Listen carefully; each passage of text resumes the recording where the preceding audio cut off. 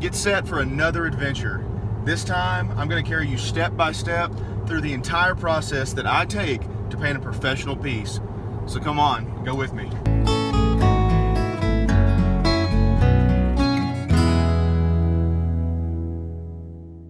So the first step that I need to take is to actually find a subject to paint. And I've grabbed my camera. I'm in my truck headed towards a particular place that I've got in mind just to see if it might work. And if it does work out, I'm going to take a few pictures, take them back, and then get started on a painting. But that's where we're headed now. See if we can find that exact subject, that one particular beautiful landscape that we need.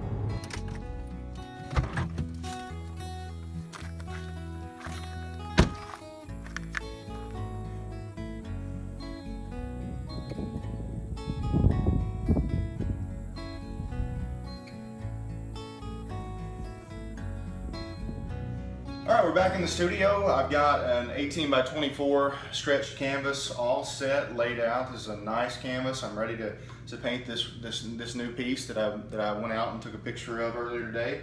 Now, here's the photo that I'm actually going to be working from. This is a really kind of well-known spot in my area of the state of Arkansas. It's a place called Longview, and it's just, as you can see, a really long view, which is kind of rare for our area because normally we got so many pine trees you don't get too many big vista type areas. Not any hills. This is actually a river valley. A river runs right through here, so it's actually going to be a relatively simple landscape, but I'm going to really take my time on it. I want the colors to pop. I want everything to really fit well. As you can see, there's a highway running through that kind of turns back into the valley. I'm actually going to take that out along with the light poles. One of the things that you can do as an artist is use your artistic license, and that's exactly what I'm planning on doing right now. So let's jump right into it.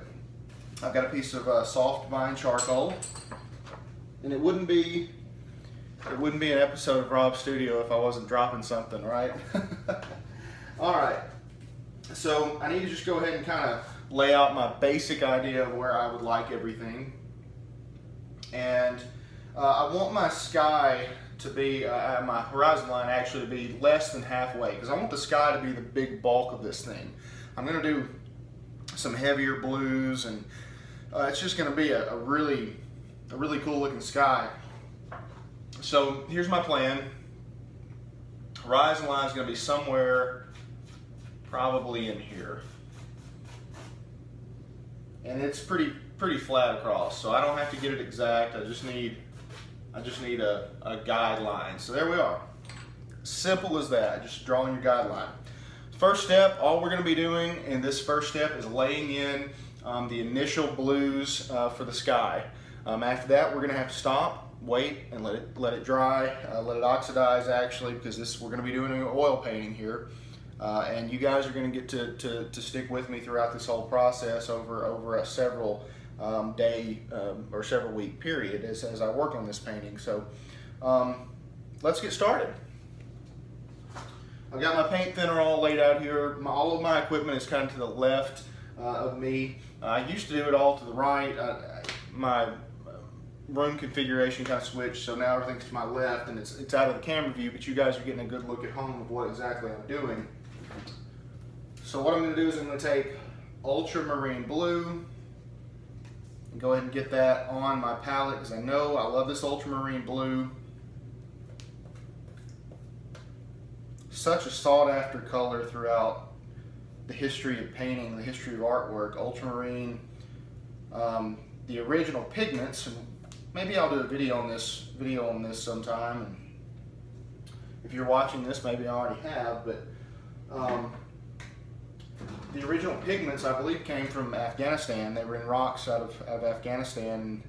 The early history of the color of ultramarine and the use with artists, but it was a very sought after color. And you can see why it's so vivid.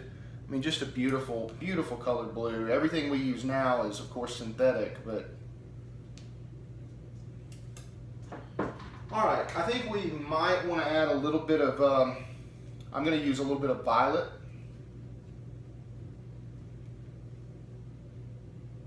So we've got our violet now here on our palette. And if you wonder if I ever put things in a different order, yes, I do. It just kind of depends. I usually start off with my white right here next to my thumb, and then I kind of move into my darker colors, and then it ends up being my lightest colors around the bottom edge of my palette. I'm going to actually throw in a weird color that might just a little bit go into the sky, and that is Van Dyke Brown. I want just a little Van Dyke Brown. Okay. I don't know if I'm going to use it or not, but I might want to play around with it a little bit. I've got Cerulean Blue. So I'm just going to actually kind of put a very slight dab just there on the canvas, on the palette. Okay. I think we're going to need a lot more white than what I've actually got on the palette, so I'm just going to go ahead and load my palette up with tons of white.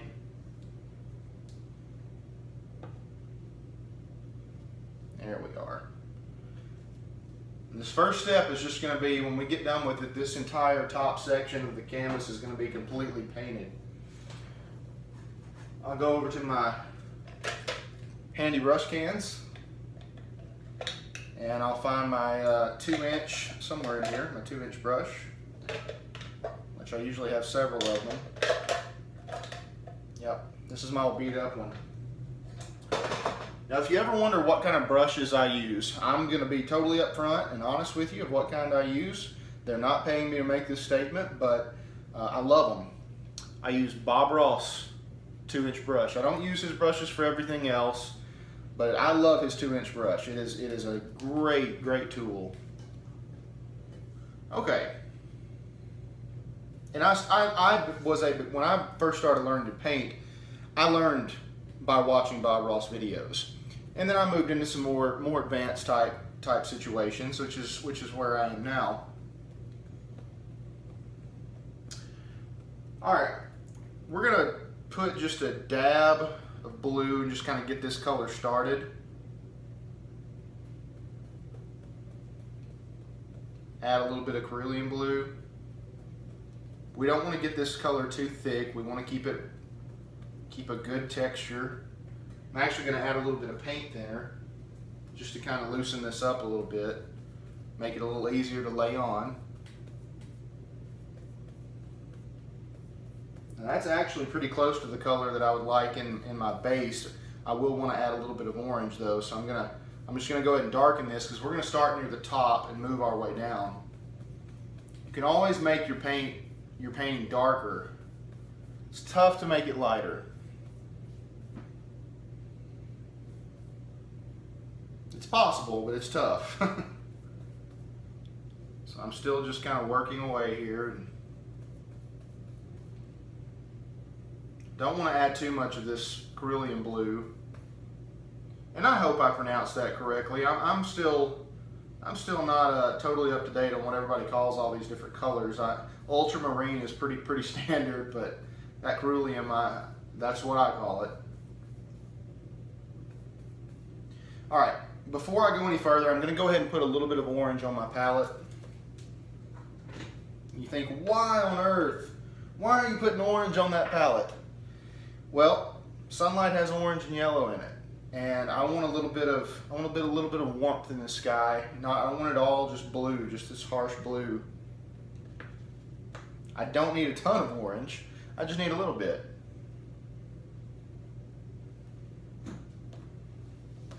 Okay.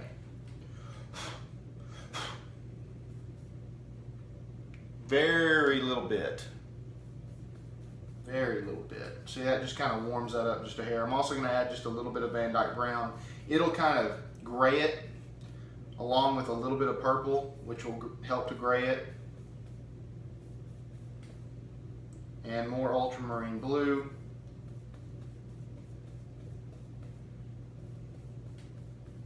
There we are. Okay, I think we've got a good color. So we're just going to start here in the top right corner.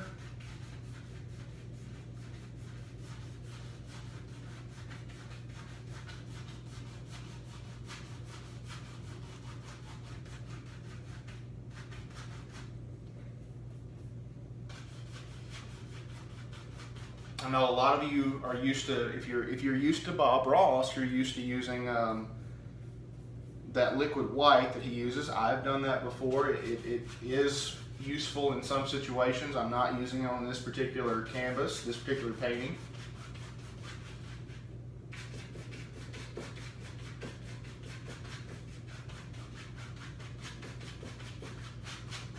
Okay.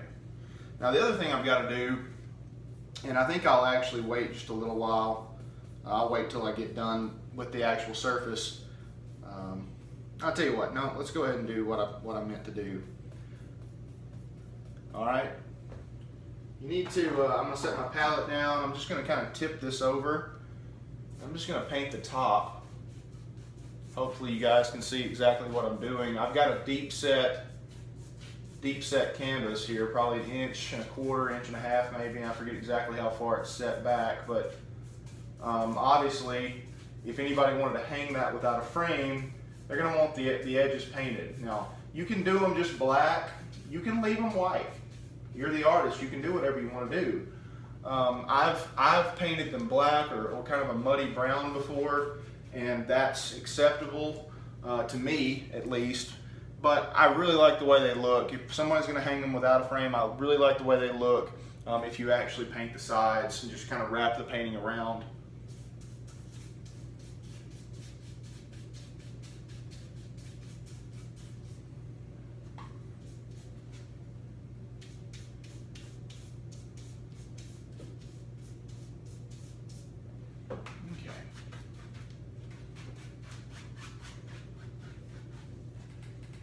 Now the great thing about oils, if we were doing an acrylic right now,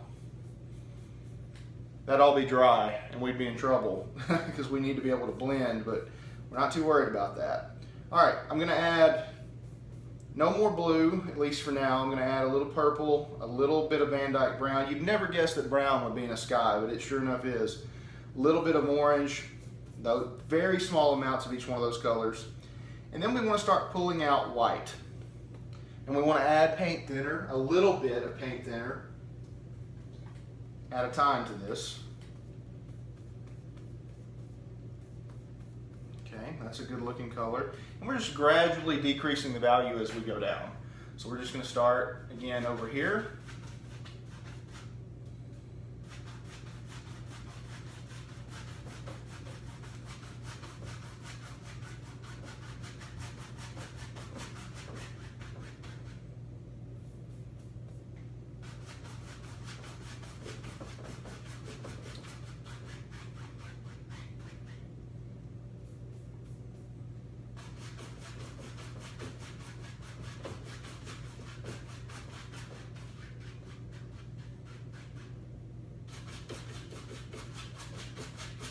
Again, don't forget to paint those sides. As you go down, just keep painting them.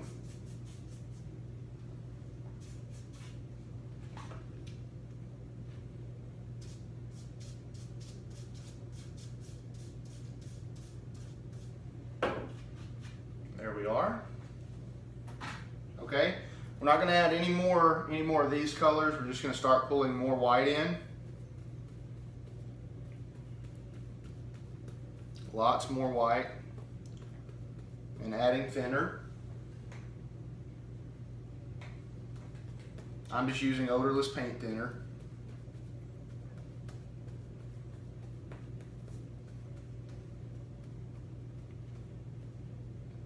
It wouldn't hurt to add a little bit of orange.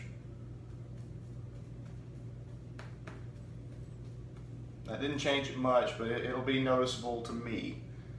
Probably won't be noticeable to anybody else, but I'll know it's in there.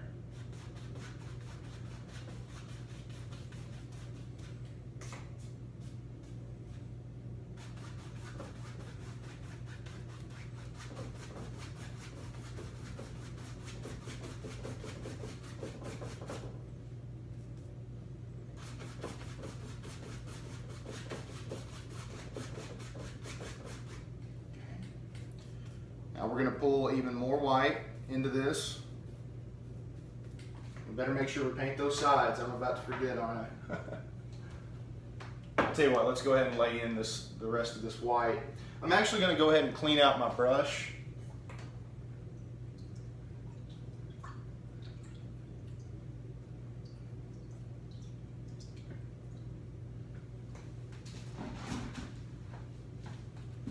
I've got a little scraper in the bottom of my wastebasket.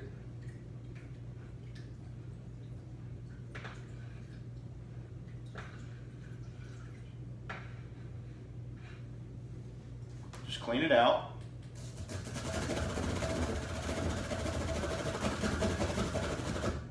Okay.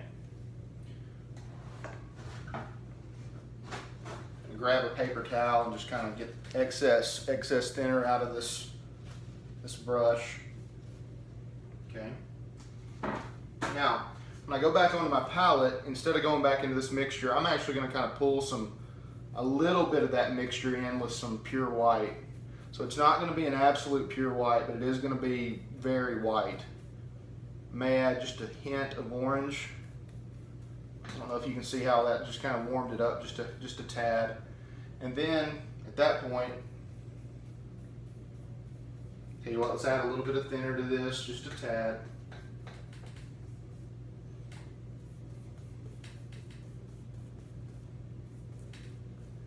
And we just want to lay this color on. Just come past that line. Just make sure you come past that line. You see that charcoal just sort of gets absorbed into it.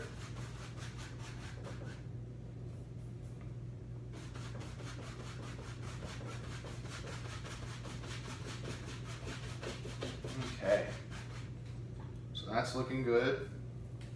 And we're just gonna, let's first of all make sure we get our sides painted. You guys are going to have to hold me to that because I'm going to forget. Just bring it all the way down, right in there. Again, over here. There we are. And then, without cleaning the brush, we're just going to blend. Start at the bottom and just blend.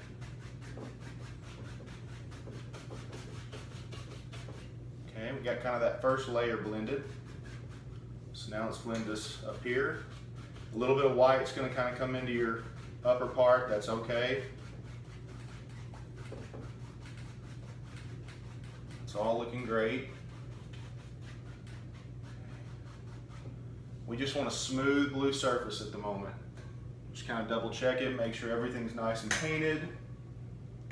It is. We're going to blend a little bit there on the side.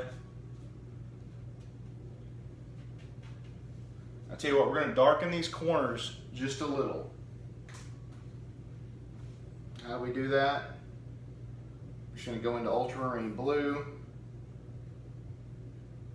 Just kind of get it dispersed throughout the brush a little bit of Van Dyke brown. Tell you what, a little bit more ultramarine blue.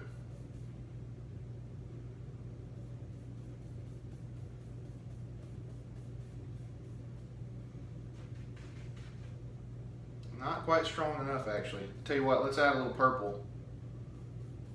A little bit of that violet. Yeah, that's looking good. Be sure to paint the top. And a little bit of that side. Same thing over here.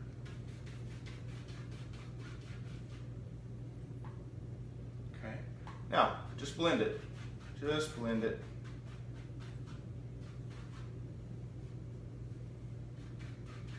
Little X strokes, and there we go. Blend the rest, just kind of go across. Make sure you don't see anything you don't like. All right. Now, we've got a really hard job next, and I mean really hard job. We gotta be patient, and we've gotta just stop and let it dry. Let it oxidize, okay? We don't want to move forward with our clouds until this is done. If you were painting wet on wet, yeah, you could do that. But the way we're going to paint this is going to be the old style, really patient painter way, and we're just going to let this finish up. So once this is dry, we'll be back with another video on exactly how to do these clouds that we're going to be doing next. So again, this is the picture that we're going to be painting. Stick with us throughout the whole thing. I hope you enjoy it. Keep painting though. If you got other paintings going, keep enjoying them. We've got plenty of other episodes you can check out, but we're going to be doing another video on this that you'll see pretty soon. So keep painting. God bless.